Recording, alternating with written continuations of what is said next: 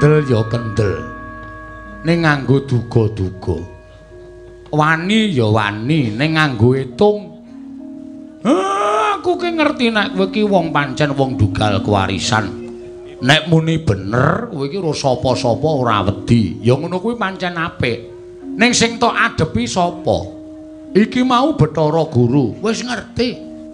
Rasa tok cethake. Apa aku ora entuk wani-wani Bathara Guru? Kae sesembaning para titah. Sesembaning para titah kok arep ngobong dusunku. Apa kuwi patut diajeni? Kowe kalah karo Bathara Guru, durung karuan. Manut dalange.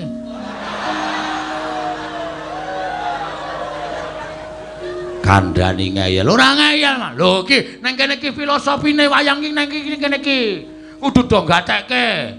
Mula aku muni to. Urung karuan aku kalah karo Bathara Guru. Manut dalange, padha menungso semene akeh iki eneng dalange, Pak. Gusti sing gawe jagat. Mula apa tumindak iki aja tok pasrahke karo sak pepadaning urip.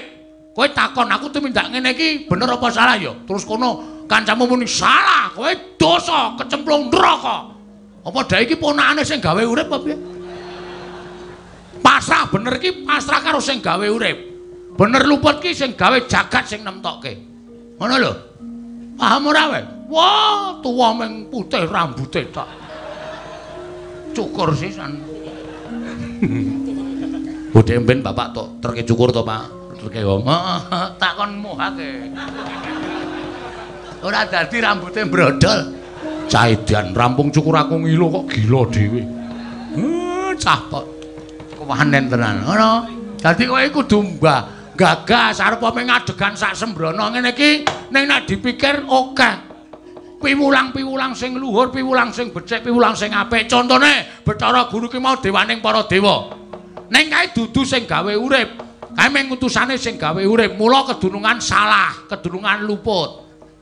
Lho bener Bagong Rengpah. Ngono ya pancen. Heeh. Kaya to aku ki arep bangun desa.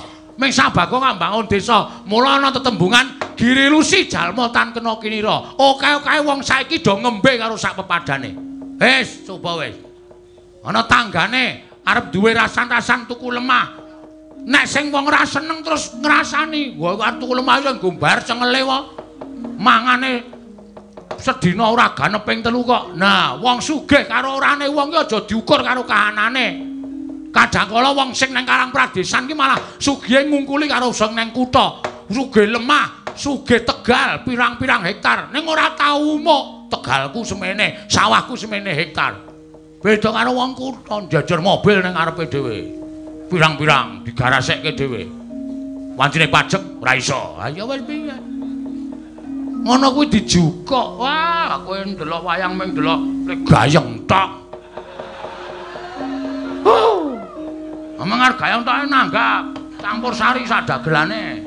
Ora gayeng ora jama-jama. Di sini ini yang perlu diperhatikan, Mir. Waduh. Mir. Wis ben ra apa-apa. Ngono lho. Aku ki kadang kala ya dadi wong sing duga, gleleng nek omong traca. Saru traca, sakepene dhewe. Ning kadang kala nek iso methek sari patine omongane Bagong ki ada juga yang perlu di apa ya namanya? Saudara-saudara.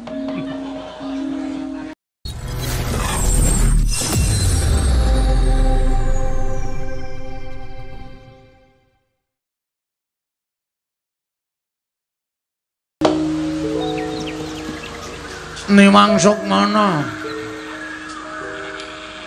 mangadili nuwe ana sasmintaning sun iki kok kaya ning Tembolong ta rasane aku ling ngomong teng klonthong Bapak piye tole sampeyan lenggah ngandhap aku merajakke karo sing kagungan dalem gandeng kowe iki sing ndek omah. Nek ora mbok dawuhi lungguh dhuwur, aku ya urung wani lungguh dhuwur. Aku ki anakmu lho, Pak. Aja duwe pikiran sing kaya ngono. Lungguh nang dhuwur, Pak. Ayo. Bapak lungguh nang dhuwur, gareng lungguh nang lemah. Ora kaya ngono iki Togong sia-sia. Lenggang inggil, Pak, lenggang inggil. Kali kula tak benake mik. Iya. Matur nuwun. Nek wis mbok keparengake dole. Sampun, Bapak, sampun. Wilujeng rawuhipun, Pak. Pangestune anu pamujine anakku lanang slamet tekaku. Mas Gareng wilujeng sita rada mundur ketutupan bokonge Semar. Slamet tekaku le, cah bagus. Pangestune wong tuwa tampanana. Kula pun dinggo jimat paripe ndayana ing kasantosan. Mas Petruk wilujeng slamet, Gong. Pangestuku tampanana ya le. Meniki sangat anggen kawula dadosaken jimat paripe. Dayana ing kasantosan ampawa ana kasantosane lair batos kula. Ya. Sampun ngantos kejoting penggalih margi dinten iki kula nembe semangat, Pak. Syukur wong urip iki pancen kudu duwe rasa gumregah ning uripe dhewe. Nggih. Lah saiki malah aku tak takon karo kowe. Kowe kok ngundangi wong tuwa, monggo bareng tak cocoke karo Gareng ya mbok undangi, Petruk ya mbok undangi. Iki jane arep ana apa, Tole? Sepisan ngrembak perkawis Karang Kadempel anggenipun badhe keterjang jalan tol, Pak. Nggih to? Iya. Lah kuwi wigati, kuwi penting. Merga niki omah kula entek-entekan iki. Sak pekarangan, sak omah kena kabeh. Terus miturut kowe piye le? Lho, aku sebagai warga negara sing apik, Reng. Pancen kuwi dienggo kebutuhan negara, tak ikhlaske, ora masalah. Ora masalah. Waton ijole cucuk. Ah iya. Ngono lho. Dadi ya ora ngrugekke masyarakat, negarane ya iso mbangun negara kanthi apik. Masyarakate ora dirugekke, negara iso mbangun dalan sing apik tur ya kuwi dienggo kebutuhan umum. Ngoten to? Heeh. Mula aku ora apa-apa. Ora kaya Gareng mung kena sithik kowe cangkeme cerewet. Ayo karepku iki padha karo nggonamu. Kabeh iki bakal padha, rasa kuwatir. Kabeh iki bakal padha. Mula kudu sing ikhlas lahir batin. Ngene Bapak keneng ora, Pak? Nggon aku ora. Wis ora apa-apa, sing ora keneng ya wis ora apa-apa. Sing kena ya kudu ikhlas lahir lan batine. Iya. Lah sing nomor loro? Sing nomor loro iki aku arep ngejak Bapak piye? Piknik apa piye? Piknik dengkulmu mlacat. Lho karo wong tuwa ora is ngonekke dengkulmu mlacat. Piknik kok dipeng-pengke. Wong ki nek piknik ki nek wis cukup samu barange. Ora sok diselak-selakke piknik. Nek omah wis cukup, kabeh-kabeh cukup. Kuwi lagi piknik kok. Piknik kok piknik. Piknik kok dipentingke iki piye? Ya wis saiki areng rembug apa, Gong?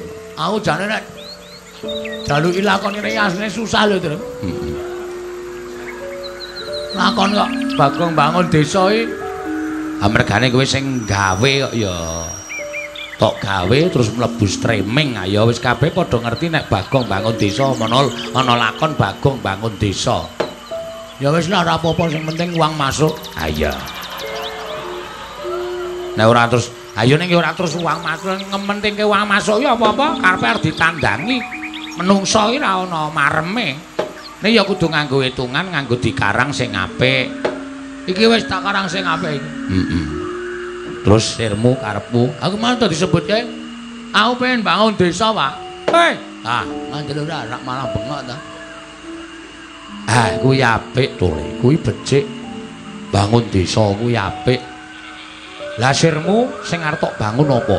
Apa papan pangibadah? Apa papan-papan kanggo pertemuaning para warga?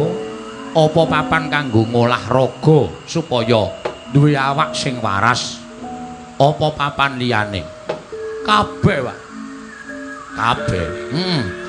Tegese kuwi arep bangun papan-papan sing apik tumraping desa kene. Ora. Aku arep kaya bapak. Kaya aku piye? Aku arep mbak nek nganu dusunku desaku kuwi wis apik, Pak. Wis rukun, wis tentrem. Wis manunggal. Sing sepuh karo sing enom ya manunggal. Sing enom karo sing ngajani karo sing sepuh. Sing sepuh ngregani karo jalan pikirane sing enom. Lah apik kuwi. Tegese antaraning wong tuwa karo nom-noman iki saiki wis manunggal. Merga kadangkala sok ana congkrah sithik bab perkara bocah wingi sore ngertimu apa? Ha ta? Kowe arep pintron jara langit kalah pengalaman karo sing tuwa. Ha iki jane tembung kaya ngene iki wis mulai disingkiri aja sok diunekke. Nuwun sewu ngregani kepinterane cah enom. Ning cah enom ngreganono pengalamane wong tuwa. Nek pengalaman karo kepinteran didadekke siji, kuwi bakale apik. Ning nek mlaku dhewe-dhewe, pengalaman tanpa kepinteran ya ora ana apa-apane, kepinteran tanpa pengalaman ya ora ana apa-apane. Mula desaku ki wis manunggal. Samploke aku dadi dukuh lho, Pak. Arep aku dukuh petuk. Ning nek tumrap kanggo kebutuhaning masyarakat aku ki nomor 1, Pak. Sripah, aku ora tau ora ketok. Mesti teko terus. Mergo kuwi wargaku sing nandhang kapitunan. Iya apik. Kumpulan warga, aku mesti ketok. Gotong royong. Apa? Gotong royong. Gotong royong kok gotong royong aku mesti ketok. Ngepyake para warga ora mung ngepyake tok. Ning aku mesti ketok. Ayo kuwi apik. Wis. Genduren durung duntange aku wis menyang.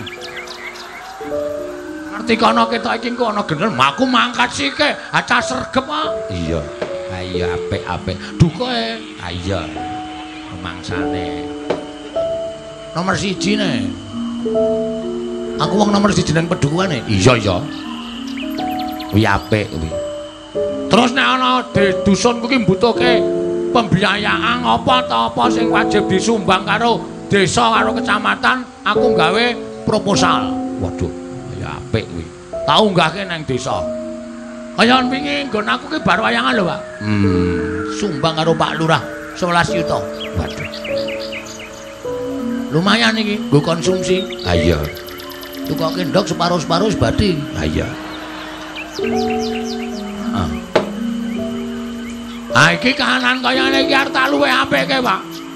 Arep tak luwih becike.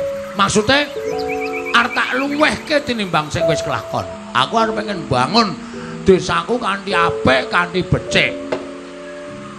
Lah terus niatmu nekake wong tuwa kaya aku, kaya Garing karo Petruk iki ngopo? Aku wis krasa nek kuwi mesti njaluk sumbangan. Wis ketok angger raine mlumpuk ngono ae wis. Siap-siap, Truk. Ha iya. Aja kadok ati kajron penampa. Aja duwe panyakra bawa sing apik, sing elek. Reng, Truk. Bapak, sampeyan tak rawuhke mrene iki ora tak suwuni sumbangan sepeser pun. Apa mbok anggap Bagong ki wong tipis ah. Aku nek mbangun dusun kowe ora arep sambat karo kowe-kowe kuwi. Wong nyatane dusunmu karo dusunku ya apik dusunku kok. Ha tak tentrem dusunku.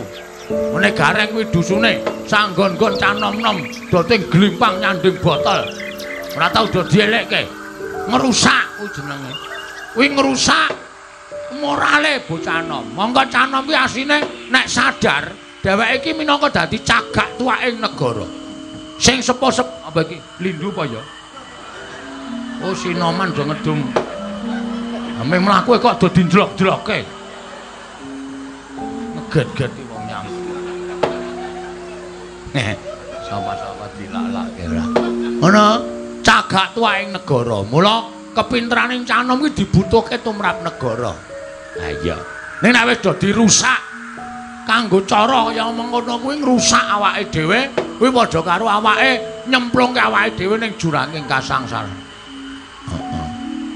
Luwe-luwe nek kecanduan apa truk kae truk. Ha apa? Sing tok kakek aku lho cilik-cilik malah mendem. Aku ora tau ngekeki apa-apa ya.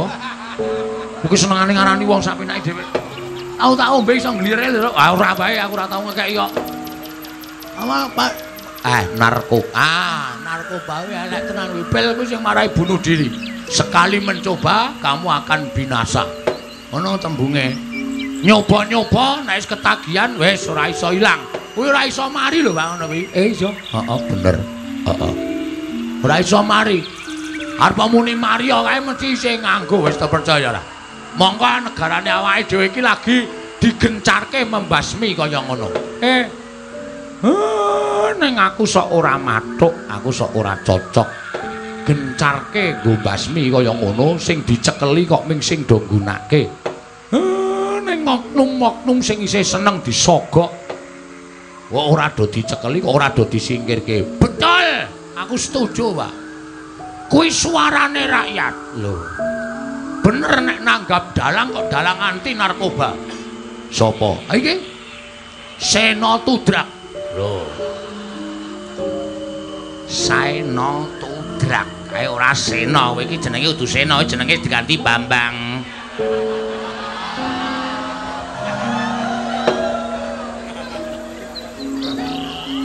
Ketoke ora niat nanggap aku ketok ya, Tur. Iya. Sing dipikir-pikir ketoke liyane aku ning kebacut ngundang aku nek wis ora apa-apa ditandangi. Ya iya. Ya ora apa-apa. Ngono. Ngono lho. Ha ta?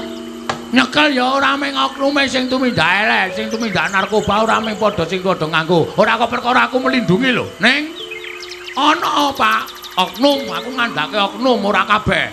Ana aparat negara sing isih gelem nampa sogokan.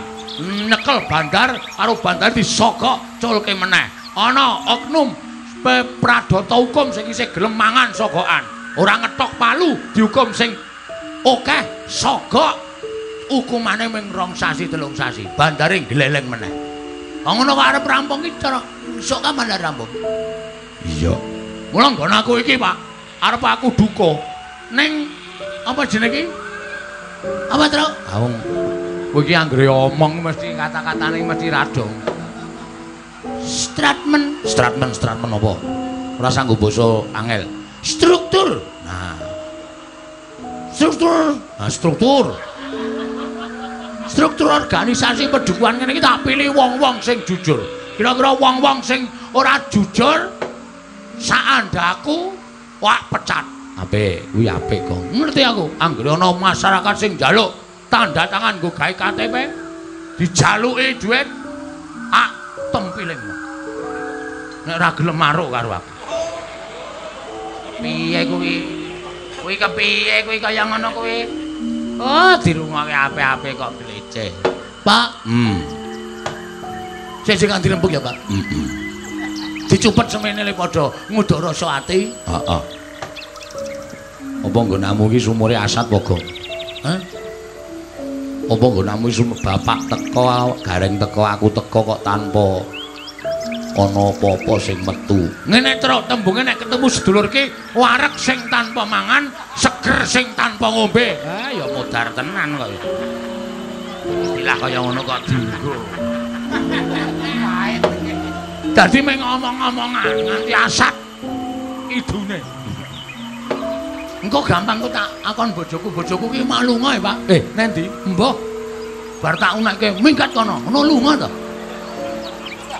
Wong kon minggat kok ora lunga iki piye? Ngono. Ah, saiki ngrembug perkara lelakon sing wis tak lakoni ya, Pak. Iya. Aku dek malam Jumat kae prihatin, Pak. Prihatin? Heeh. Kowe iki bocah ora tau prihatin kok nglakoni prihatin. Malam Jumat kliwon. Heeh. Aku sedina Kemis sawan ki ora mangan apa-apa kejaba ming panganan. Ayo. Ora mangan apa-apa kok kejaba panganan ki. Maksude sing mangan-mangan ringan lho, Rek. Ha iya. Sedina dek aku terus sore arep maghrib ae adus keramas aku. Terus maghriban. Bar kuwi terus maem bengi karo bojoku. Ha iya. Waduh, saiki nek mangan bengi bareng po. Bareng ning dhewe-dhewe aku nek karo dhek ning mburi. Oh, nek njukuk bareng. Oh iya to. Mergane bojoku kuwi nek mamah, maem ki suwe, Tru. Oh, untune pasangan. Bojoke nek omong ra untune goyang to. Anggere omong kok kaya coplok-coplok. Mula nek mamah sego suwe ora jamak-jamak. Mamah ngiwa rung rembut, mamah nengen rung rembut, mamah ngiwa rung rembut. Ndentane dombeni. Aku jijik. Oh. Terus aku terus lunga golek sendang. Adus nang sendang. Jam 12 bengi, plung. Adem banget. Aku terus ndegem nang pojokan entuk sing nang isor wit ringeh. Dul desa arang adem le lho, Pak. Oh iya, iya. Sing ngendi? Sing sendang sing isor wit. Heeh, kae lho, Pak. Kae saluran pembuangan air limbah. Wah, mula kok kecinge ra jamak-jamak. Kudu sendang ta, Pak? Kudu. Wis kebacot ora apa-apa. Nang kono aku meneng wae karo wiridan aku. Jroning aku ngageke asmaning Gusti dumadakan tanpa kenyono-nyonoi. Terus tiba-tiba ki wong iki dadi sepi banget. Ora ana swara jangkrik, ora ana swara lawang, walang-walang, ora ana swara apa-apa. Kupingku suarane mak ngono kae to, Pak. Terus tiba-tiba ana swara, "Bagong, aja kaget. Ulun sing teka." Wah, muni ulun ngono. Heeh. Wis tepung karo ulun lho, Pak. Maksude piye? Aku iki muni ulun sing teka. Engko gek tepungamu. Sapa ulun sapa jenenge? Kuwi nek nyebut ulun ki biasane dewa. Oh, ulun Kang Prapta, Bagong. Aja kaget nanging ulun mung kirim rekaman swara iki. Marang jeneng kita. Mula rungokno rekaman swara ini iki ulun bakal dawuh kalan jeneng kita. Dawuhe dewa piye?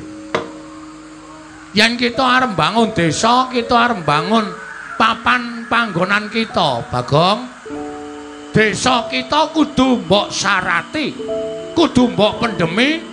Ya kuwi siji pelem pertangga jiwa, loro jambu dipa nirmala. Mir, Pak. Sampeyan ngerti? Pelem pertangga jiwa, jambu dipa nirmala niku napa, Pak? Dewane muni ngono kok. Esuk utuh-utuh bojoku rung tangi aku wis mangkat ning pasar. Golek pelem pertangga jiwa ora ana.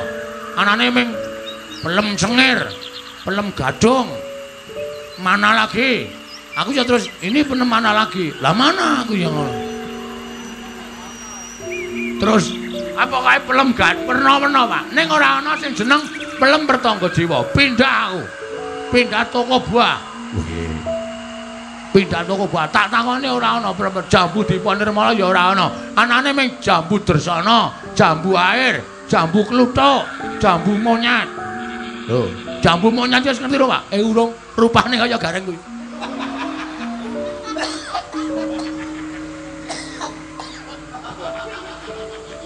Mbok, aku ki ora tok tibake elek terus to, Gong. Apa ana jambu monyet kok matane kira kaya ngono. Kowe ya aneh-aneh tenan arep mangan ya wedi. Asli tenan. Ora ana jambu dipa nirmala. Nah, aku arep nyuwun prisa karo Bapak. Nek Bapak ki pancen prisa. Bapak ki pancen paham. Jare Bapak ki mbiyen dewa, mbok nyata mbok ora, ta? Iya, biyen sadurunge aku dadi Semar ki aku dewa. Lah kena ngapa ora urip ning kayangan, kok malah dadi kere. Aku kuwi pancen wong sing seneng marang katentreman. Mula aku trima mudhun ana ing jagat. Biyen aku dewa, aja mbok anggap elek. Aku biyen ki kakangne Bathara Guru. Walah, Bathara dosen, udu. Bathara ketua kejurusan ora. Rektor, udu. Doktor, udu. Aku Sang Hyang Ismaya. Ismaya iki kakangne Bathara Guru. Ha kenapa mbiyen kok sak ora urip ning kayangane ngapa? Kok malah ning kene? Ning jagat. Anggere esuk ming nang prapatan ngemis. kayangan kuwi dudu papanku mergo aku kudu urip ana ing jagat. Wis ora tak critake engko ndak malah tekan ndi-ndi. Sing wigati kowe takon karo aku to, Pelem Pertangga Jiwa, Jambu Dipa Nirmala kuwi papane ora ning donya. Terus kuwi panganane para dewa. Dewa kuwi ora mangan wohing dami, ora mangan pari, ora mangan ketan lan sak piturute. Ning daharane Pelem Pertangga Jiwa karo Jambu Dipa Nirmala. Lah, nek kowe arep nyarati desamu iki kowe ya wis bisa njaluk Pelem Pertangga Jiwa karo Jambu Dipa Nirmala. Waduh. Papane ning kayangan? Heeh. Kayangan Suralaya. Weh. Ketemu Cak Marlis. Kok ketemu Cak Marlis ngapa? Lho jare kayangan Surabaya. Wah. Budhek. Suralaya. Suralaya iki ngendi, Pak? Karo Cebongan? Wah. Suralaya karo Cebongan.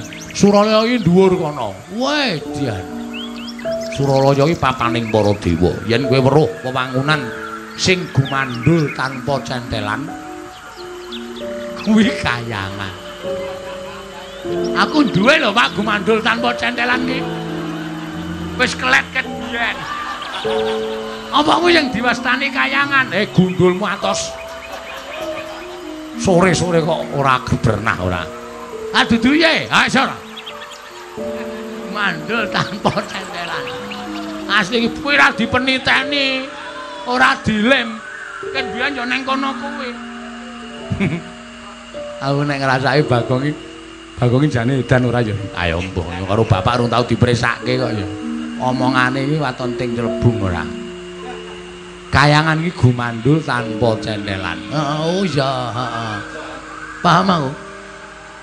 Nang dhuwur ta kuwi? Heeh. Aku nang isor. Ah iya. Kuwi papane Bathara Guru. Papane Bathara Indra.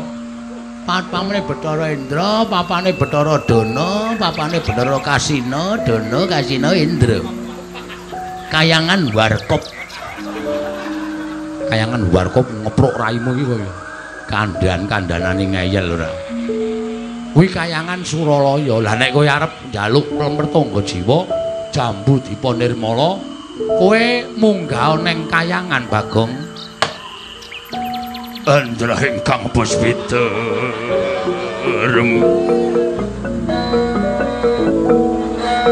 kasilering asamirana amri tutuk sirahe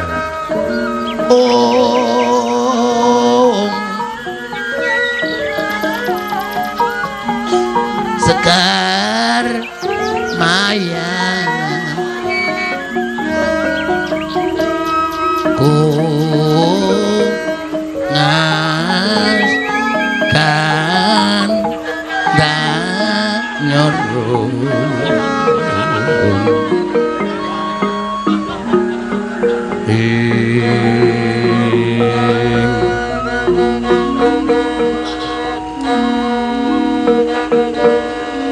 modar lali ya. Ayo kowe. Apa itu cangkemane? Maweh raras. Renaning driya.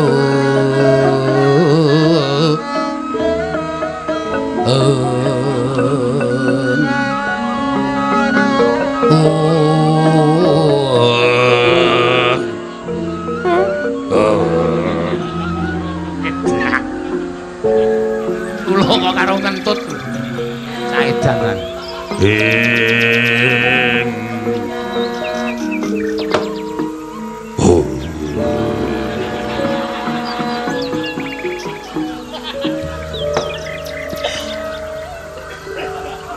Nek guyu-guyu Mar.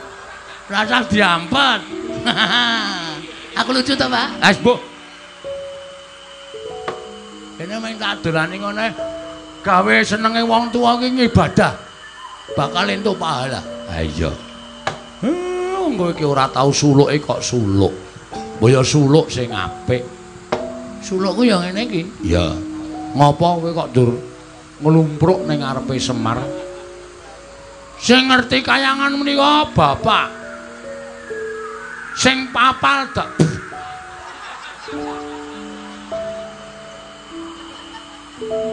Bojoku tak kon nyemprot ben ikine do ilang kok ya ora disemprot to jan wis. Nganti walang mlebu cangkem barang. Sing ngertos kayangan, sing ngerti dalan anjok enten kayangan menika namung Bapak Semar. Mbak. Kula nyuwun senjata pitulung tumbak kenceng, Mbak. Kula nyuwun Bapak menika minggah wonten ing kayangan ketemu kalih Om Guru. Om Guru. Guru jare adine Bapak. Berarti kula ngeluk ora Om. Ngendika kalih Om Bathara Guru, nek Bagong butuh pelem pertangga jiwa jambu dipa nirmala. Nek Bapak kersa, kula ngaturaken panuwun ingkang tanpa pepindhan. Nek Bapak mboten kersa, niku jam tangane balekke kula. Wih, kok menehi jam tangan ro bapakne kok kon balekke. Alexander Christine Hakim.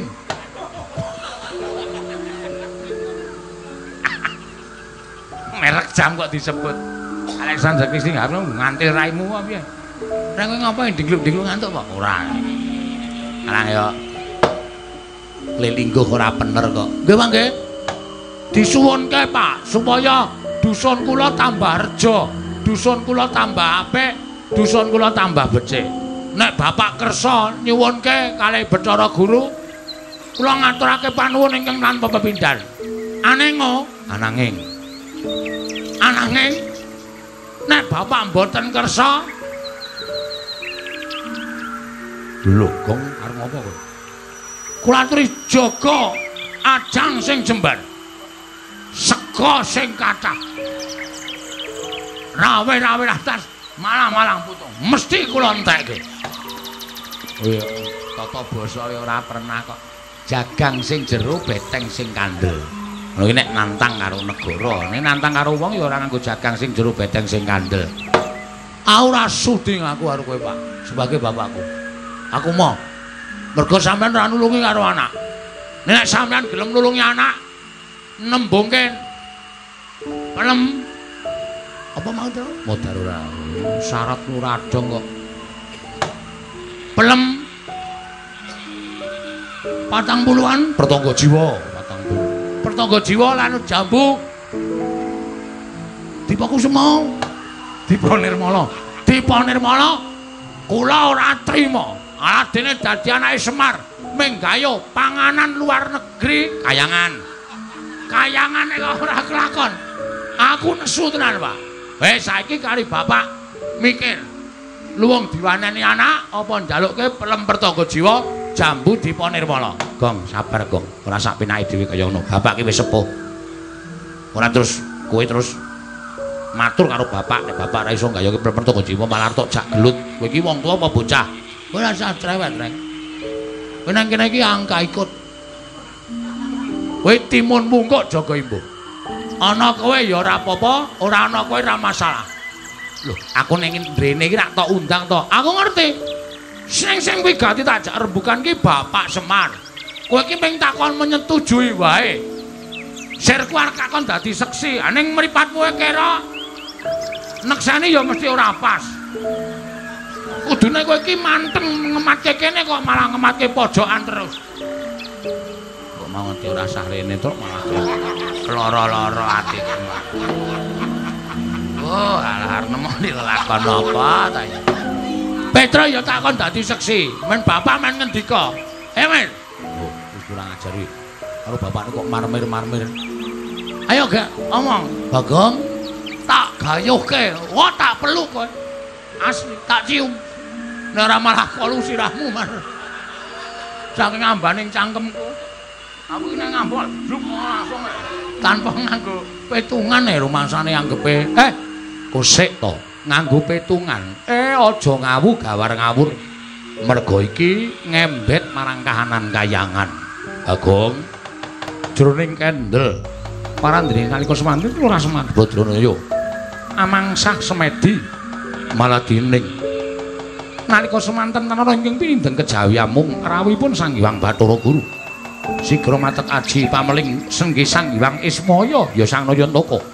Sumlorot saking dirgantara praptaning Sang Hyang Pikulun Manikmaya ya Sang Hyang Bathara Guru kagiat kang samya mulat. Blegegekugek sadulita mel. Bathara Guru Padarareja sapratamu Manikmaya tansah pinanganing kawidadan niring sambikala. Kakang Semar kula ngaturaken bekti kula kunjuk. Iya tak tampa pangestuku tampanana. Kula pundhingga jimat paripih dayanana ing kasantosan Kakang. Pukulun kula ngaturaken sembah pangabekti kula kunjuk Pukulun. Iya nala garing tak tampa. Pangestuku tampanana ora liwat pangestu ulun tampanana nala garing kula pundhingga jimat paripih dayanana ing kasantosan. Bekti kula katur Pukulun. Iya piturut ndak tampa. Pangestuku tampanana Panakawan menika sanget anggen kawula dadosaken jimat paripih. Kepareng kula ngaturaken sembah sungkem kula kunjuk Pukulun. Iya Bagong. Ndak tampa ora liwat pangestuku tampanana. Kula pun dinggo jimat paripih dayanana ing kasantosan. Kakang Semar ginakaken daya aji pameling angrawuhaken dhateng ngrayipun Manikmaya kepareng kula cumadung dawuh. Kakang Nayantaka wonten menapa Kakang? Blegegekugek sadulita. Yen ana luput kok aku njaluk ngapura ya Manikmaya. Nggih mboten dados menapa Kakang Semar. Ing ngangka loro nggonku ngrawuhake kelawan kowe prapta ning papan dununge anakku Bagong. Iki mung merga ditangisi karo anakku Bagong. Ingkang garpe panjaluk kalawan kowe. Bagong gadah panyuwun kaliyan kula. Iya. Panyuwun menapa Kakang? Bagong niat bangun desa. Ning merga ana syarat sranane sing kudu ana lan magepokan lawan kowe, tumuli kowe ndak rawuhake ning Karang Kadempel. Menapa sababipun dene Bagong nyuwun dhateng jengandika Kakang Semar supados mboyongi dhateng suwanipun ingkang rayipun Manikmaya. Ana dewa ingkang wis menehi sasmita kelawan Bagong yen to papan pernahe cumondoke anakku Bagong iki bakal dibangun. Nanging iso rancak wewangunan yen to kudu ditumbali nganggo wujuding dedaharaning kayangan kang aran Pelempertangga Jiwa lan Jambudipa Nirmala. Pelempertangga Jiwa Jambudipa Nirmala. Iya, mula guru gandeng aku ki ya duwe kayangan. Ora ketang mung sak propirane Semar kuwi ya wong kayangan. Ya mung mergo aku ki urip ana ing jagat. Mula tak jaluk liyane ngatimu kowe meneh ana Pelempertangga Jiwa Jambudipa Nirmala ora ketang mung siji dienggo syarat srana ya kuwi anakku Bagong nggone bangun desane iki ya Bathara Guru. Panakawan Bagong dalem apa pancen mengkono dadi panjaluk kita? Nggih. Pancen mekaten Pukulun. Lajeng menawi kepareng kula cumadung dawuh kados pundi Pukulun kawontenanipun dipun paringaken menapa mboten? Bagong, wonten dawuh yen mesti ulun bakal maringake kelawan jeneng kita. Nanging ana syarat-syaratane Bagong. Syarat-syaratane napa?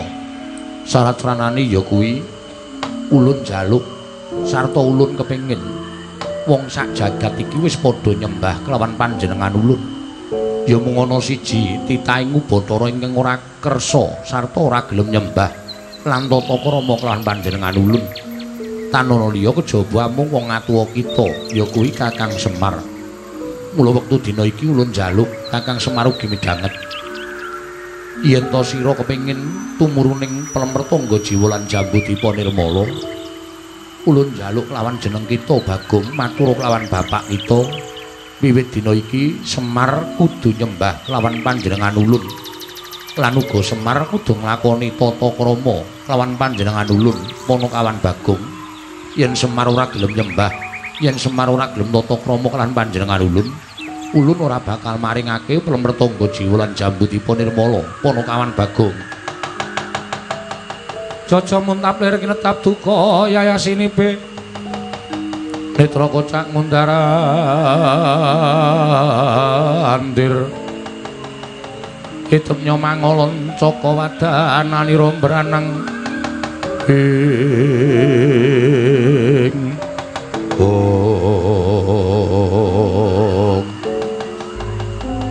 dados kula dipun paringi Plemrtangga Jiwa Jambudipun Nirmala ning bapak kudu nyembah kalih sampeyan. Iya, pancen mengkono. Bapak kudu tata krama karo sampeyan. Iya, pancen mengkono Bagong. Mula matur kelawan bapak kita. Lamun Semar gelem nyembah lan tata krama lan panjenengan ulun bakal paring Plemrtangga Jiwa lan Jambudipun Nirmala kelawan jeneng kita Ponokawan Bagong. Piye Pak? Wis nek pancen kuwi syarate aku tak nyembah. Aku tak tata krama karo Bathara Guru. Aja Pak, wis. Tinimbangane aku ngasorke derajate bapak.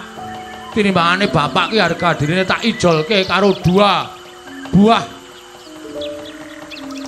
daharaning para pepunden utawa para dewa ya kuwi Plemrtangga Jiwa Jambudipun Nirmala. Wis rasa Pak, rasa bangun desa ora apa-apa.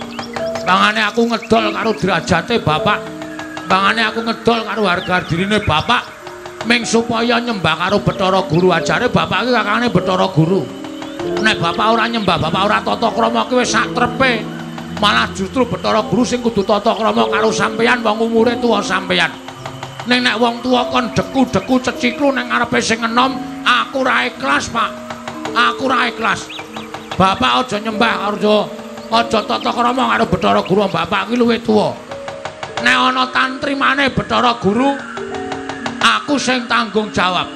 Bagong, kowe mau ora njaluk aku supaya nyuwunke Plemrtangga Jiwa lan Jambudipun Nirmala. Heeh. Lah iki wis tak jalukke wis kelakon wis ana syarat-syaratane. Ning aku ora ikhlas. Aku ora ikhlas.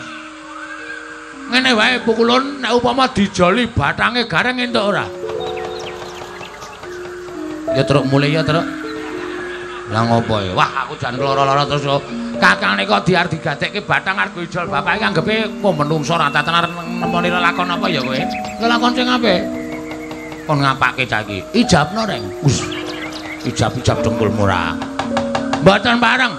Nek pukulun tesih kepareng badhe nyuwun srana menika taunana windanana kula mboten ajeng ngiklasake.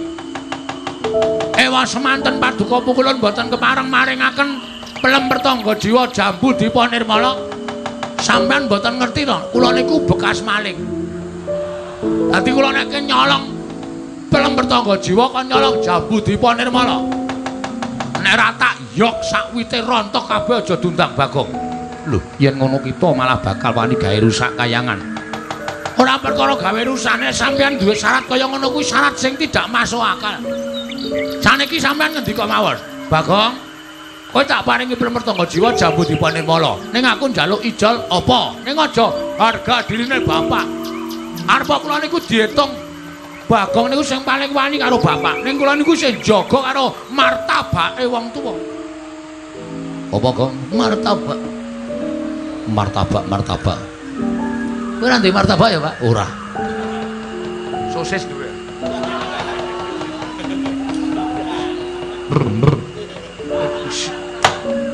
Raine wong tuwa diobok-obok sak penake dhewe. Pun ngaten mawon. Saniki sampean mboten sakokan lenggah teng mriki. Sampean mangkondur teng kayangan. Mangkondur. Plemrtangga Jiwa kon jaga dewa sing saoke-oke. Nek nganti kula ora iso nyorong, malah dene kula disebut X narapidana. Nek disebut ning narapidana banggane ora jamak. Aja ki penusukane, penusukan apa? Nyepeleke ora. Bagong malah semune kita wani karo panjenengan ulun. Mboten perkara wani. Nek sapa wae niku sing arep ngendhak derajate bapak, Kula sing ora trima. Ora aja kok menungso. Dewa arep nyanyah-nyunyah karo Bapak Semar, kula ora trima. Yakin iki kula ora trima. Sumpah ora wedi karo Bathara Guru. Apa? Ora tau ngluluske siswa kok dadi Bathara Guru. Kudune bengi iki kabeh guru do sibuk ngrampungke rapot. Kok malah sampean klitian nang kene. Sesuk murid nek do tampa rapot arep do nampa apa? Kok ngono kok guru? Gong iki dewaning para dewa. Orang wedi aku iki gendone para gendro.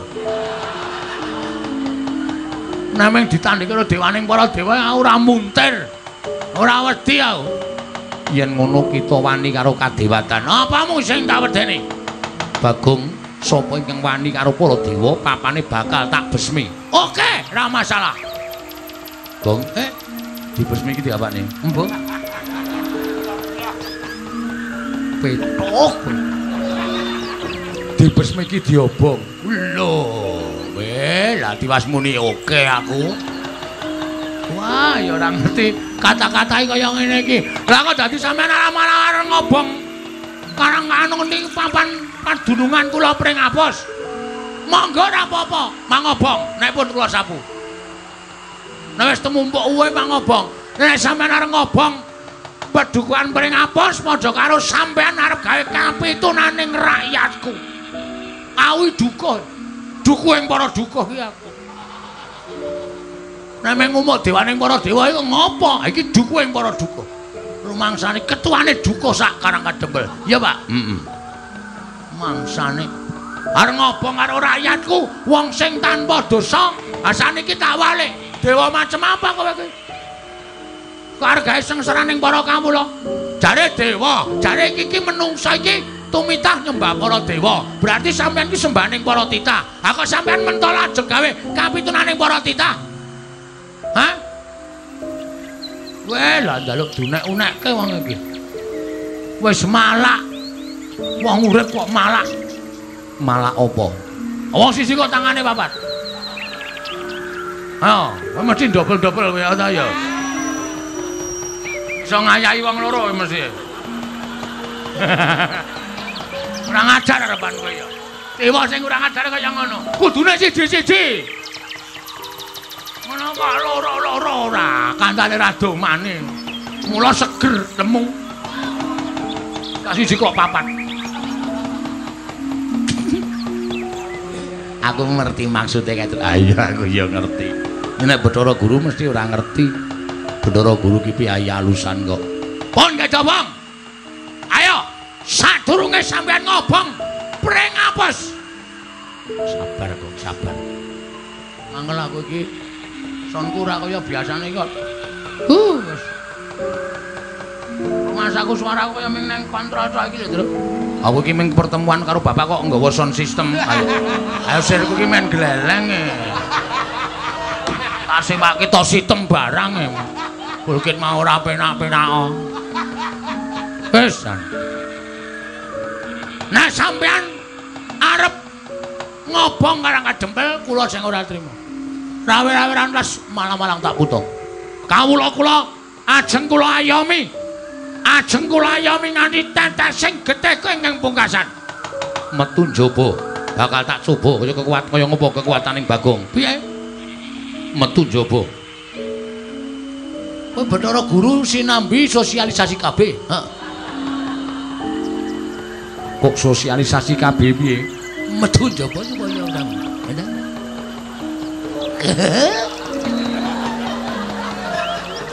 Celeng tenan kok Cak. Dewa kok dak jok omongan kaya ngono. Ora metu njaba, nek kula tau tuku pil-pil tak doko sanggon-gon, pil totoni pitike ora ngendhok. Lah. Ora ana sangkut paute kok sapenake dhewe. Ku iki dagelan, kudune le metu kok gara-gara. Oh iya ya. Saiki ora gayeng ya, ora gayeng kok ya. Nek wis aku takon karo kowe, Gong, anakmu pira? Kowe mangsuli 16, kok ora kabeh. Aku tuku pil ngono kuwi kok penonton duer. Aku kok Bathara Guru kok ditawani pil. Aku iso kebablasan nek ngomong. Pon, kula tunggu pripun karep sampean? Metu njaba. Mang medal sih. Mengke kula nututi karo sampean.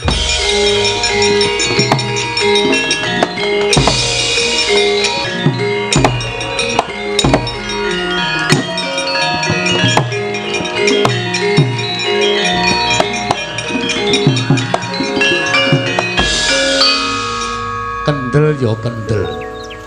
Ning nganggo duga-duga. Wani ya wani ning nganggo etung. Aku ki ngerti nek kowe ki wong pancen wong dugal kewarisan. Nek muni bener kowe iki ora sapa-sapa ora wedi. Ya ngono kuwi pancen apik. Ning sing tok adepi sapa? Iki mau Bathara Guru. Wis ngerti. Rasa tok cethake. Apa aku ora entuk wanira Bathara Guru? Kae sesembaning para titah. Sesembaning para titah kok arep ngobong dusunku. Apa kuwi patut diajeni?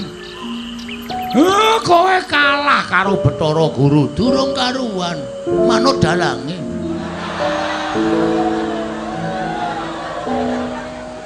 Kandhani ngeyel, ora ngeyel, Mas. Lho iki ning kene iki filosofine wayang iki ning kene iki. Kudu do gatekke. Mula aku muni to.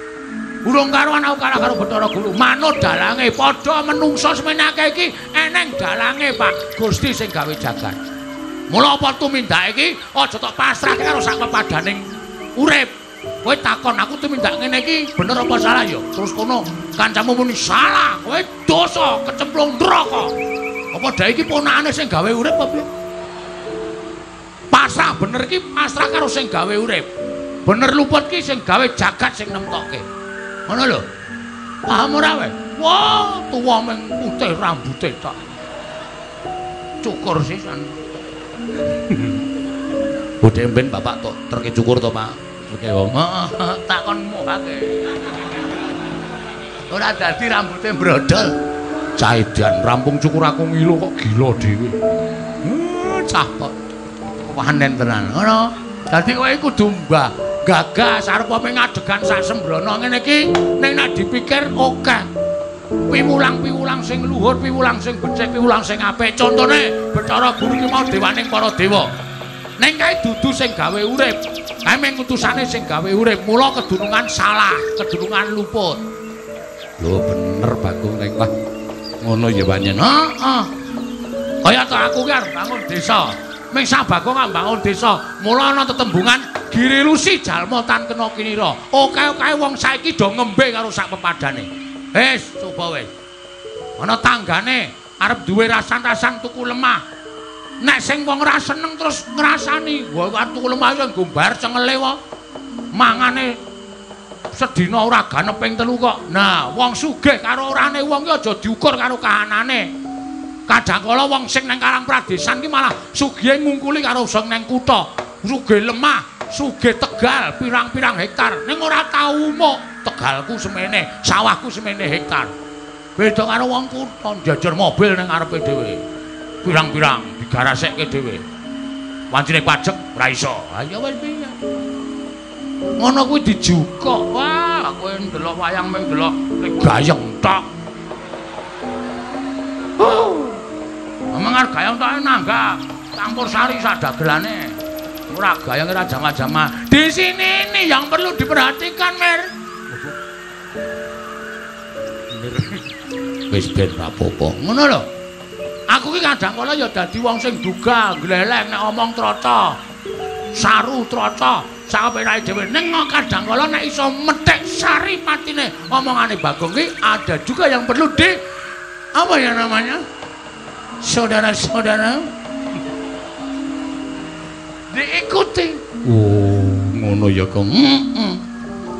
Aku wani karo Bathara Guru kuwi ora wani karo Bathara Gurune, ning wani karo sipate. Lho kuwi ya perlu diteliti. Kadang kala ana bocah wani karo wong tuwa, dina wani karo wong tuwa. Aku ora wani karo sing bapake kae, ning wani karo tabiate karo bapake kae. Wong sing tuwa sing seneng suwiyah-wiyah kae kudu dielingke, nek ora dielingke ndak arep sapa-sapa didak cengele. Ngono kuwi.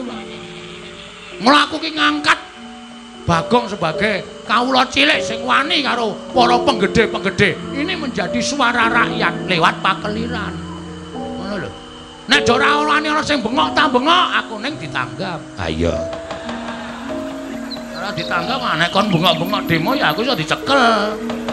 Nek ngene iki kan aspirasi, suara aspirasi rakyat yang lumantar Bagong. Ngono lho, Tru? Paham to? Paham. Pinter nek kowe. Sing kaya kelinci kuwi lho, gedhong ra kuwi. Ya bali ya, Truk. Kowe ngejak bali ora betah. Lara-lara ya atiku truk.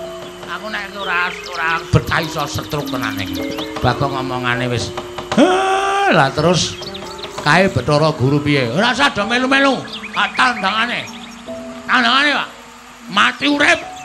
Bejo cilaka, sugih miskin, tak pasahi karo sing gawe urip. Wis tak tandangane. Bagong nek kowe mati piye? Pendem rasa kuwatir. Pendemen rasa apa? Ora apa-apa wis aku tak slameti tekan nyewu aku seneng kok, Pak. Ora usah perlu kelangan aku. Aku wani mati musuh dewa iki mergo aku belani karo kowe. Iya, iya. Wis asa. Ya mau titip anak-anakku dopeni. Mati kok titip. Apa men titip rokok tok? Ya ora mungkin to ya. Aku titip anak-anakku, tak belani, Pak, aja kuwatir. Aku ya belani desaku, Pak. Desa iki bumi wutah getihku. Desa iki aku urip nang kene, mangan tanduran nang kene, aku ngombe seger banyu desaku kene. Nek iki ora tak belani, sar belani sapa? Ini bumi tumpah darahku. Ngono? Tak tohi pati. Sapa sing arep ngejeki desaku? Sapa sing arep ngrusak adat budaya desaku? Sapa sing arep ngrusak katentremaning desaku? Ajange ning dadane Bagong. Wah, heroik. Heroik. Heroik apa? Heroik iki pahlawan banget. Anggemu aku taman makam pahlawan. Udu kuwi. Maksudnya kowe iki omonganmu iki kaya meledak-ledak. Atonya. Kangane meledak sumbune ngendi? Lah sumbune iki nang isor ora. Kok dadi sumet. Sumet ya bongok-bongok tenan. Ha iya. Wis ngono wae ya, Pak. Ayo, aku tak metu Jawa tak methoke Bathara Guru. Lah iya sing ati-ati ya Bagong, ning nek kala aja dipeksa. Aku ya ora bakal mentolo karo kowe. Nek kowe ora iso nandhiki para dewa kowe mlayu ning bapak. Siapa ya saiso-iso tak tandangane engko dadi kira aku ki wong loro saudon telu saurupan. Oh, merkencong marudaya. Pak Pong, Bu Bolong kali codhe sapa sing gawe? Wonten menapa, Di? Teko Adi Pramesti Bathara Guru ngawi sanggaring Purwadya Bala. Para putra kadewatan. Malam menika mapan wonten ing Janaloka. Menika wonten wigatos menaka parenga ingkang ngraka ing sithik paudal-udal kababaran ingkang sejati. Nadyan kula cemadhong dawuh, para mawu kula ingkang putra pun Bathara Indra cemadhong dawuh. Para mawu kula pun Bathara Brahma cemadhong dawuh. Para mawu kula pun penyarian cemadhong dawuh. Para mawu kula nadyan kula ugi cemadhong dawuh kados pundi pawartosipun Rama Pukulun. Kakang Narada, prawi? Dinten sakmangke anggen kula ngirit sangganing Purwadya Bala. Sayekti namung nuhune timbalanipun Kakang Semar. Kakang Badranaya wigatosipun nggadahi muga kepengin nyuwun pelemretangga jiwa jambu dipunirmala. Nyuwunaken atmajanipun inggih menika pun Panakawan Bagong. Anggenipun badhe ambangun desa nanging kanthi syarat srana desa kedadipun tumbali mawi pelemretangga jiwa lan jambu dipunirmala Kakang. Inggih lajeng nuwun sewu Di. Mesti kemawon menika mboten bab ingkang awrat. Jernyatanipun Kakang Semar menika ugi kami tuwaning kayewangan duk rumiyin. Malam menika kapernah kadang werda Paduka Pramesti Bathara Guru. Menawi Kakang Semar menika namung kepengin nyuwun pelemretangga jiwa lan jambu dipunirmala menika nuwun sewu menika mboten bab ingkang awrat. Inggih Kakang Narada. Namung menika dados pancatan gegayuhan kula. Gegayuhan niku Adik Guru kados pundi? Salumahing jagat kurping langit menika namung setunggal tiyang ingkang boten purun tata krami kaliyan kula. Boten purun nyembah kaliyan Bathara Guru. Miwah boten purun ginakaken Subasita kaliyan pun Bathara Guru. Sinten? Inggih menika pun Kakang Semar.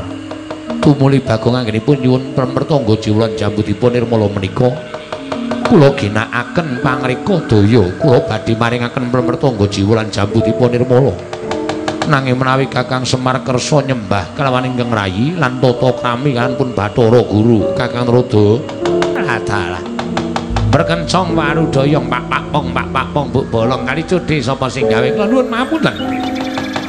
Menawi ngaten kersanipun Adi Pramesti Bathara Guru menika mangke kriwikan dadi grojogan geguyon dadi tangisan. Jalaran Paduka Adi Pramesti Bathara Guru badhe ngendak dhateng ingkang Raka piyambak inggih menika pun Sang Hyang Ismaya. Milodi, sampun ngantos sak mangke para Jawata menika kewirangan. Awit adiku nuruti dhateng gegayanipun Adi Pramesti Bathara Guru. Inggih menika kepengin dipun sembah deningipun Kakang Ismaya. Namung nyatanipun Adi Guru kedah emut. Bilih Kakang Semar menika kadang werda paduka menawi Kakang Semar menika mboten ginakaken tata krami lan mboten nyembah lan paduka Adi Pramesti. Menika mboten nama aneh lan sampun sak trepipun. Lah kok malah paduka menika sajaipun kumewat kula nyuwun pangapunten lho. Dumeh dadi dewaning para dewa kok kabeh para titah kudu nyembah lan panjenengan. Nah, nuwun sewu. Menika mangke mboten saya kedadosanipun lho, Di. Menawi Adi Pramesti Bathara Guru saged kula emutaken samangke sampun ngantos ngobak-obak katentremaning pun jagat raya. Jagat menika papanipun titah, kula lan panjenengan menika dewa, sampun ngantos nyampuri urusaning para titah. Kakang Trutu. Malah nggih kula nglempahaken sanggaring para putra kadewatan menika sayekti. Namung badhe kula dawuhi supados dinten sak mangke ambesmi papan pernahipun Bagong. Lho, dipun besmi dos pundi? Supados sak mangke kayiwangan dipun besmi. Krana menapa Kakang Bagong sampun wantun nantang kaliyan kula. Ora apa ta? Nembe kemawon kula munjuk atur samenika panjenengan sampun ngendikaken nek Bagong wani nantang karo Bathara Guru. Menika mboten perkara Bagong menika nantang kaliyan panjenengan mboten. Nek merga sampeyan wis wani ngendikake nek Kakang Semar kudu nyembah, kudu tata krama. Lah Bagong menika dadi anake Kakang Semar menika ngreksa dhateng derajat pangkatipun tiyang sepuh. Ngreksa dhateng martabatipun tiyang sepuh menika sampun boten nama mokal. Menika sampun ngantos sak mangke para dewa menika kewirangan dhateng tingkah lampahipun Bagong. Monggo kula dhereaken kondur kemawon methik pramertangga jiwa jambu dipun nirmala. Bagong dipun paringi supados arancak wewangunanipun inggih menika pun pringapus papan pernahipun Bagong. Kakang Trutu, menawi Kakang boten sarujuk, menawi Kakang boten mathuk, boten menapa-menapa. Nanging Indra Brahma, Yama Dipati penyarikan sedaya para dewata kedah tilar wonten ing jagat. Rumaos sampun dipun kilani dening pun Bagong, dene kula ing atasipun kula menika dewaning para dewa dipun wantuni dening titah swantah. Nah ngaten Adi Guru tetep badhe ngleksanakaken lho badhe majengaken paduka nedhi ambesmi papan pernahipun Bagong kula ingkang badhe damel srana lan dawuhan anak-anak kula para dewata supados besmi papan dunungipun Bagong. Menawi ngaten nggih kula semanggaaken. Ning tunggak waru godhong dadap mrada lameru-melu ora melu garap. Dipun sengesaken menawi wonten wirangipun sampun ngantos ngembet ing neraka isine bang dal-dal. Kula trimah wangsul wonten kayangan kemawon iki.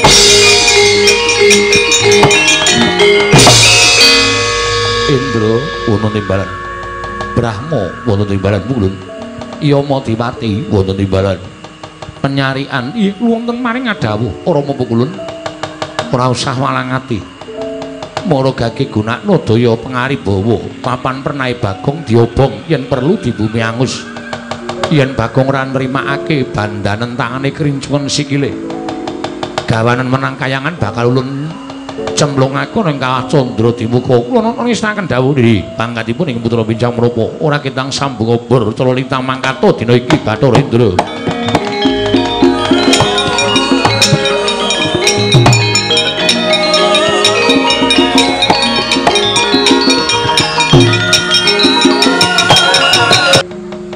Siap lho, Tru? Iya, wis rasa kuwatir tak ewangi lho. Aku nek karo kowe percaya, nek karo kakangku sing nomor 1 iki ngewang ana wong mripate kira ora mesti ora iso bakal ngewangi to. Mulih ya, Tru ya. Sakit temen. Sabar-sabarke ya, Reng. Aku kena ora terus. Kae ketoke dewa-dewa wis tekan kene, Tru. Iya. Apa sumbut karo janjiku? Heeh. Bapak wis to setelke? Wis. Kono dilek kono engko nek entek diwalik. Lho. VCD kok diwalik. Sing diwalik TV-ne. Ming sing do nyanyi do gogrok kabeh. Heeh. Tak pethoke ya, Tru. Ya wis kono ngati-ati go. Aku wae ora ikhlas nek nganti papan dunungku arep digawe geger karo para dewa. Wis tata-tata nek kira-kira aku kalah kowe ngewangi Truk. Wis ora bakal tak tegake le, wis adiku cah bagus dhewe kok. Ana wong kok sikile sak kilan ora kambah lemah. tukang sulap kowe. Wis. Aja ngawu gawar ngawur. Kita takon lawan panjenengan ulun Bathara Indra Bagong. Weh, la iki pancen Bathara Guru ki ora mung lelamisan le ngancam karo kahanan dusunku. Ning pancen lahir batin ketok iki dewa Bathara Indra dasar pranyata. Bagong, nun. Semar kudu nyembah kelawan wong atuaku. Siwa Ismaya kudu nganggo tata krama kelawan wong tuaku. Yen kowe isih kepengin entuk Pelemrtangga Jiwa lan Jambudipun Nirmala. Lah yen ora kepengin entuk Pelemrtangga Jiwa lan Jambudipun Nirmala, aja takon dosa. Papan dunungkumu iki bakal tak besmi, tak bumi angus. Pono kawan Bagong. Wis dadi niating atiku, Ndra. Lho. Ora basa karo aku. Abokar gelut kok basa. Nek wagu panjenengan wantun kali kula. Ketiban asta kula. Ah. Ora wangun gelut ki ya sapa anane. Nek kowe niat arep gawe geger dusunku kowe arep bumi angus, aku sing bakal dadi pepalange. Aku sing bakal ngayomi kawulaku. Yen ngono pancen wani karo dewa, sing tak wedeni apamu? Ora minggat dibantanganku kakon tinjung akhirat nyawamu cemplungke kawah candra dimuka. Ayo maju sejangkah. Kowe maju sejangkah, aku maju sejangkah, terus istirahat di tempat. Wah, aku omongan karo wong edan ki malah suwe-suwe iso melu edan. Iki perang. Ayo maju. Rena pangendamu nek ora ilang sertifikatmu aja dendang, Pak. Lho, dewa ki ra ndi sertifikat. Oh ya wis asa perang wae. Lho kok ora perang wis dadi kok ora perang. Maju. Lah ayo iki merganing patimu. Kene merganing patimu juga. Hai, undus. Ayo.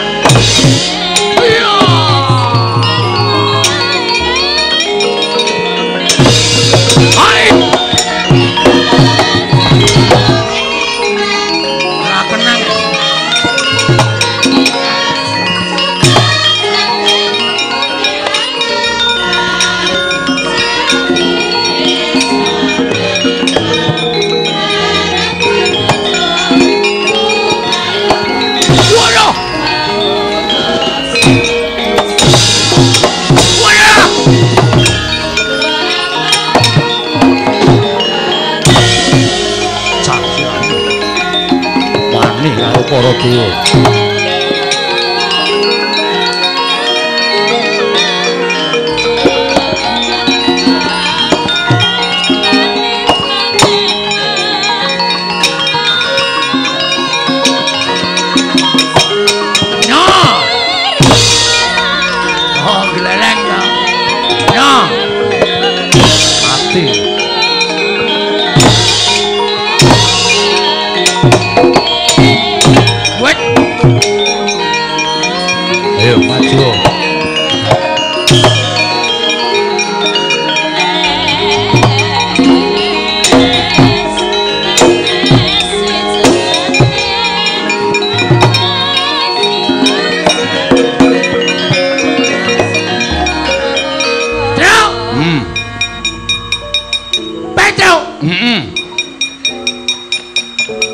Ngapa sing teko kira ki?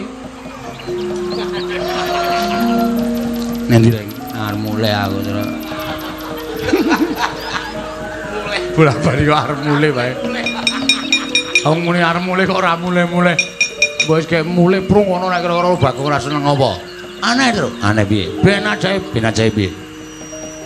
Dewa ngantem aku. Heeh. Aku gledak. Loro gledak ya, Pak. Terus candak aku diantem meneh. Ha sanu aku ancang-ancang aku. Sing ancang-ancangan. Ancang-ancang. Antel ora. Ancang-ancang dewa teko set langsung tak antem. Kaeloaning jagat gawaning para dewa, Tru. Tanem ki ra kena lho. Dewane. Heeh. Kaya nganggo aji lembu sekilan. Oh. Nek biyen lho kok. Biyen aku tau dikandhani karo bapak. Nek dewa ki walate gedhe. Terus nek ngantem dewa ki aja dodo munggah, luwih-luwih nggon rai, ora bakal kena. Mergo kowe menungsa, ana dewa. Terus ngantem Nar ngantem dewa ki dada medun sekitar peteng, sikil, pupu, kempol lan kono kuwi. Heeh. Keneng mesti keneng. Mati weh. Antem jadamu gletak betot tenan. Sakarepmu pokoke. Sing penting pokoke iso menang karo dewa. Minggae, Tru. Iki asli lho iki, tenan. Ora ngapusi ta kowe? Ora. Sing ngomong sapa? Bapak. Nek sing ngomong bapak percaya aku.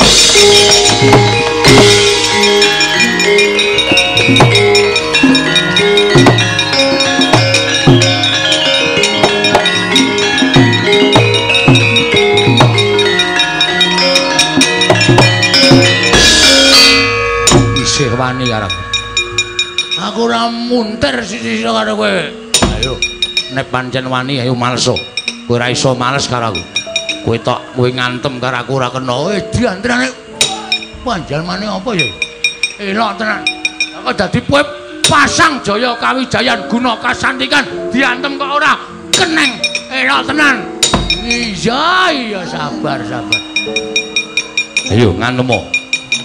Legane atiku iso ngantem karo aku. Bumi langit tangkep. Aku dewa kowe menungso.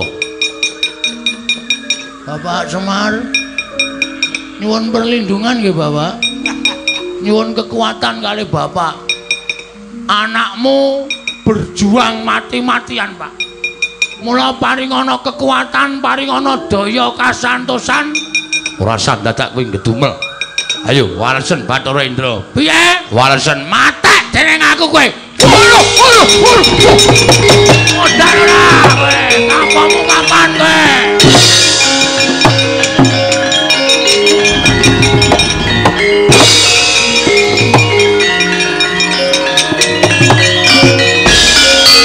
Dian gugu karo bedhe. Waduh. Ana apa kok meringis-meringis? Bagong sajae wis ngerti. Keringkianing dewa mripate mendonong. Kaya nyuwun pangestu karo bapak ning ngantem karo aku sing diantem tutunggon dodot tutunggon sira. Enggak napa. Terus. Jebul dewa ku ya iso mules. Wela kok dadi ponokawan kok sak kepenake dhewe. Woi, lah Bagong ora ngalah jabut nyawamu ya.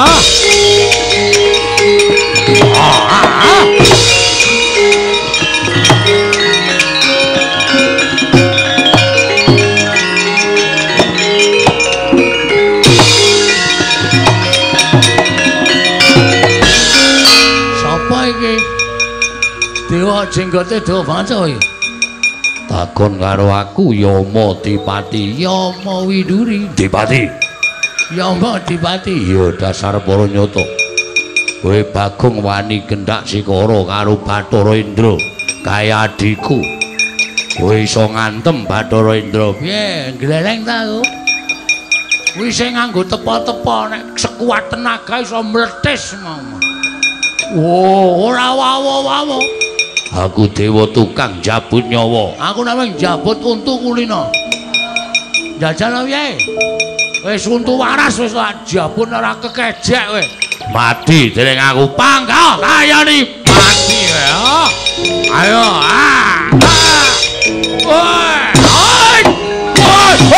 Waduh, Bagong pejat. Modal ora kowe.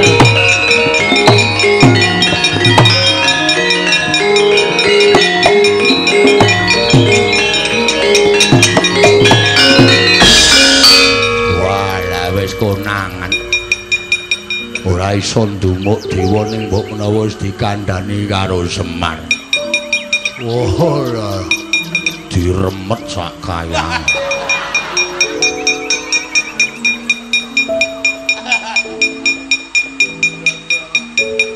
Terus? Donal.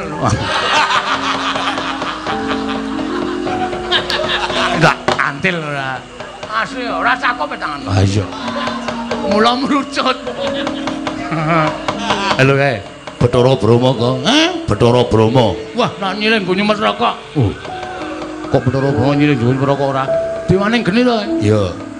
Bagong, Nun. Kowe wani ngundurke para dewa, ora wedi karo aku. Ora wedi sapa-sapa. Aku wedi mung karo wong nagih utang tok.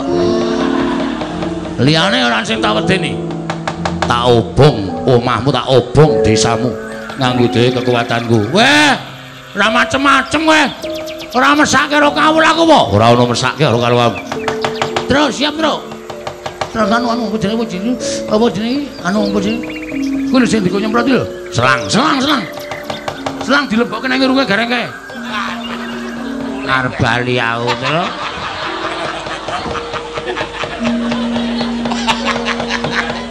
Disio-sio tenan ngene. Mun ramat itu digedhek cengel, Tru. Ayo mulane mati dening aku kowe Ponopahan Bagong.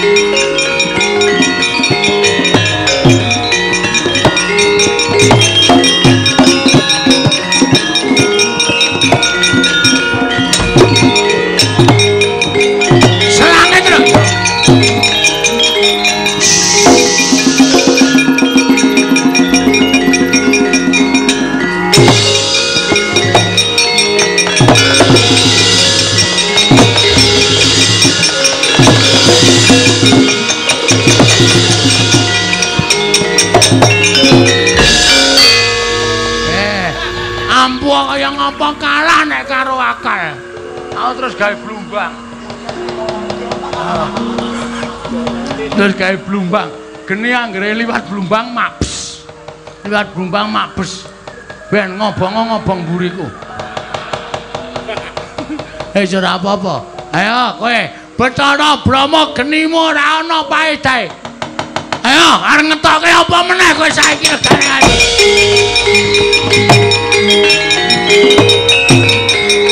Mati ya.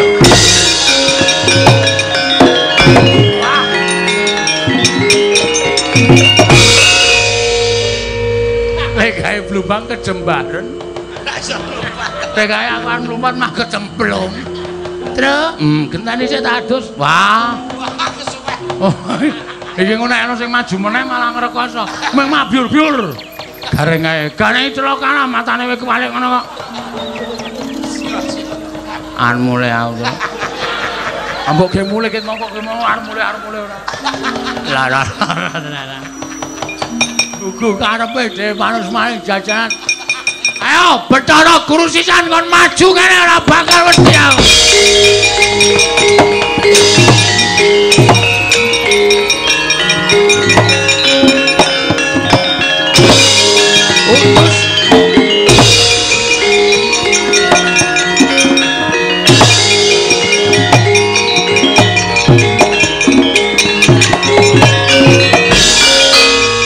Mundur.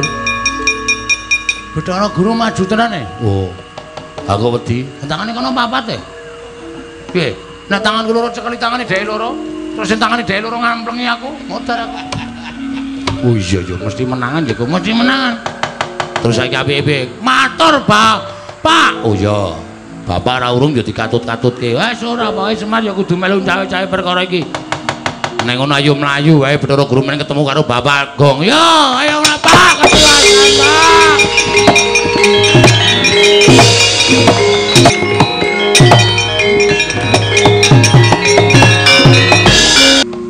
Kakang Semar, apa Bathara Guru? Bagong sampun damel wirang kula. Bagong sampun ngucemaken asmanipun kadewatan mila dinten sakmangke.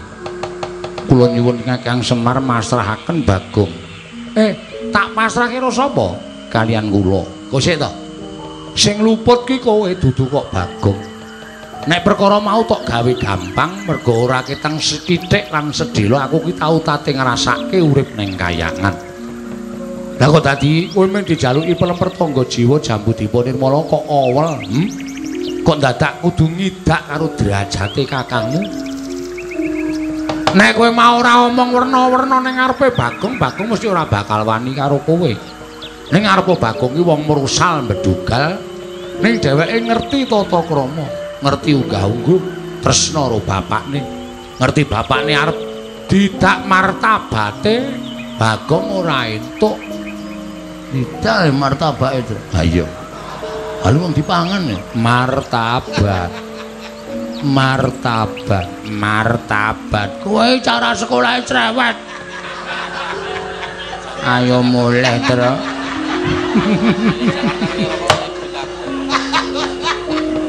Nek keloro-loro tenan gareng sakake tenan. Hah? Ning gandeng kowe wis arep ngidak martabate Semar, Bagong muring kuwi wis bener. Nanging Bagong sampun boten pikantuk pangapunten. Kedah tumut kula wonten kayangan. Wis kene wae.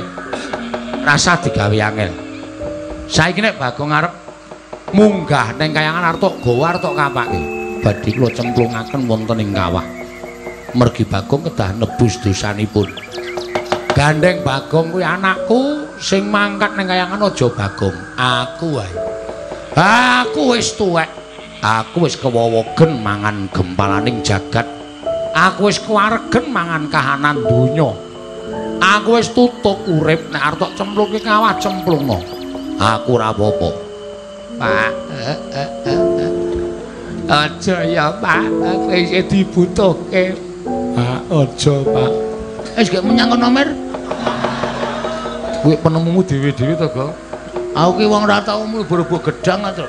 Nek Semar mangkat mbok ben mangkat ora masalah. Cemplungke kawah ki engko gak renang ya, Mir. Wis iki.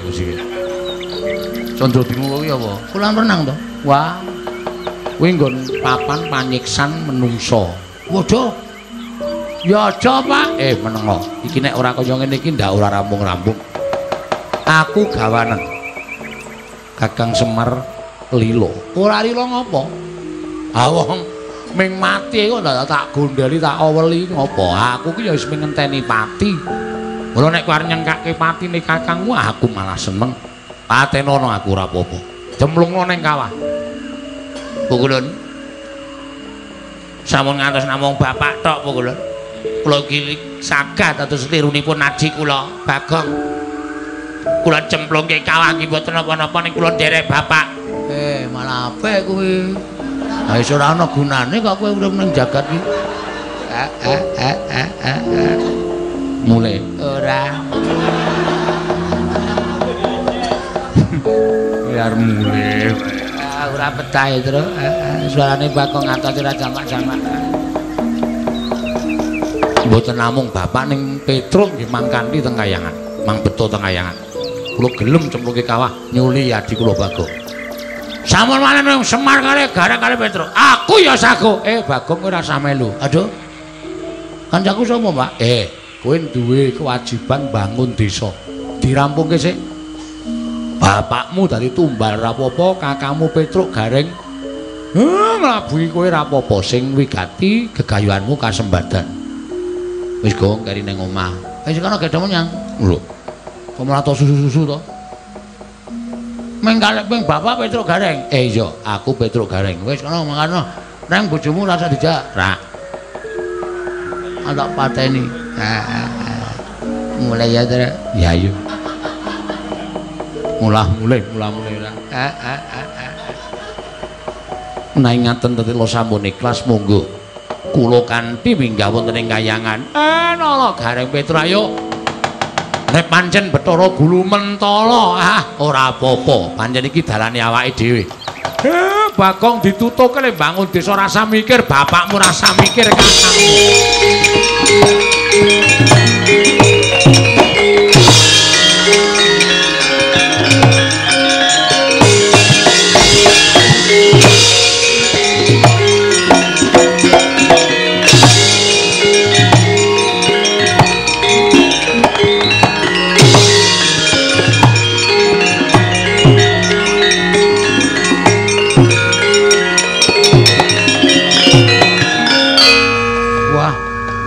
Kok dadi kaya ngene lelakone iki.